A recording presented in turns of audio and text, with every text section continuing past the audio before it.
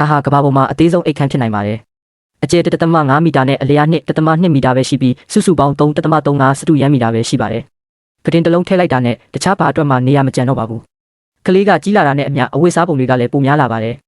အိမ်ရှိတကားတောင်တေချာဖွင့်လို့မရတယ်လို့လမ်းလျှောက်ဖို့နေရာကလည်းအရန်ကျဉ်းလွန်းလို့နေရတာတကယ်ကိုအကျက်တဲဖြစ်စေပါတယ်ကလေးကအိမ်ယုံပဲတက်နိုင်ပြီးတခြားဘာမှလုပ်ဖို့နေရာမရှိပါဘူးဒါပေမဲ့ထက်မြက်တဲ့ဖခင်ဖြစ်သူမှာပြုပြင်ပြောင်းလဲဖို့ကောင်းမွန်တဲ့စိတ်ကူးတစ်ခုရှိခဲ့ပါတယ်အရင်ဆုံးသူကတန်ချောင်းတွေတုံးပြီးကတင်ပေါင်ကိုတိဆောက်ခဲ့ပြီးနေရံမှာခိုင်ခိုင်မာမာတက်ဆင်ခဲ့ပါတယ်ပြီးတော့ပိုပြီးခိုင်ခန့်အောင်တန်ချောင်းတွေထပ်ထည့်ခဲ့ပါတယ်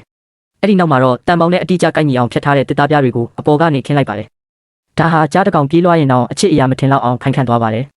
ကတင်အောက်မှာတော့ကြီးမားတဲ့လှုပ်ဝက်တူလောင်မှု area တစ်ခုကိုသူဖန်တီးခဲ့ပါတယ်အဖုံးကိုမလိုက်ယုံတဲ့ပစ္စည်းတွေကိုစုပုံပြီးထည့်ထားနိုင်ပါတယ်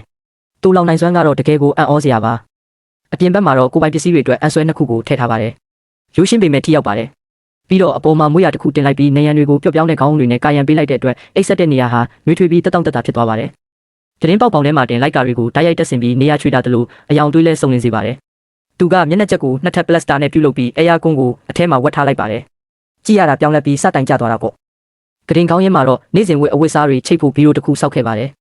အသုံးပြုရတာအရန်လွယ်ကူပါတယ်အဲ့ဒီအောက်မှာတော့ခြေအိတ်နဲ့အတွင်းခံတွေအတွက်အန်ဆွဲသေးနှစ်ခုရှိပါတယ်